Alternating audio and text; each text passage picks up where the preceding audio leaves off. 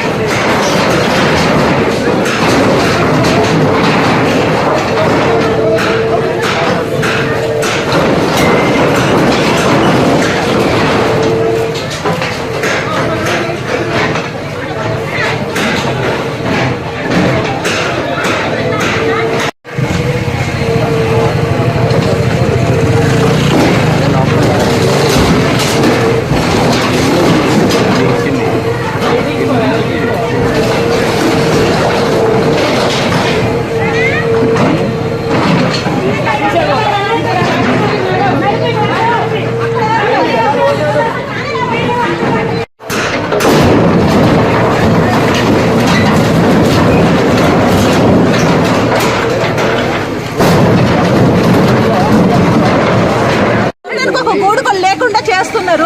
ఇంకా మేము మా కష్టాలు ఇంకెవరికైనా చెప్పుకోవాలి. ఎవరికి చెప్పినా మేము చూస్తాం అంటే మాకు ఎవరు అసలు ఇది చేస్తుంది. ఇప్పుడు మేము రోడ్డు మీద వచ్చి ఉన్నాము, మాకు ఎవరు అసలు దిక్కు ఇవ్వడం ఎవరు. ఇంత నష్టపోయినాము, మాకు ఎవరు ఇస్తారు? ఈ నష్టాలను ఎవరు కొడుతారు? కష్టజీవులు మీద కష్టం చేసుకొని బతుకుతామంటే ఉన్నాయి పోయినా ఉంచుకునే పోయినా అన్ని పోయినా మాకు ఇంకేంటి దిక్కు చెప్పండి మీరే. మాకు చాలా నష్టం జరిగింది. ఒక నోటీస్ కూడా రాలేదు కూలగొడుతున్నామని. వస్తువులు మున్సిపాలిటీలు వస్తున్నారమ్మా, కూలగొట్టేస్తారంటే రోడ్డు పెద్ద చేయాలంటే కూలగొట్టేస్తారంట అని చెప్తే మేమేమన్నా రోడ్డు పెద్ద కావాలంటే మా ఒక్కటే కాదు చివరికి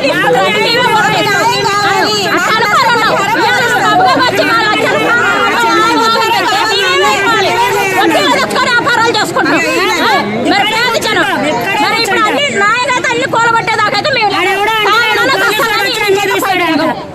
నుంచి ఇంద్రమ్మ కాలనీ నుంచి రోడ్ ఎంతైతే తీసేస్తారో మరి ఏ ఇల్లు అయితే కూలగొట్టారో ఆ లెక్క ప్రకారం ఇక్కడ నుంచి ప్రీమియర్ స్కూల్ దాకా తీసేయాలని మేము విన్నపించుకోవాలన్నా.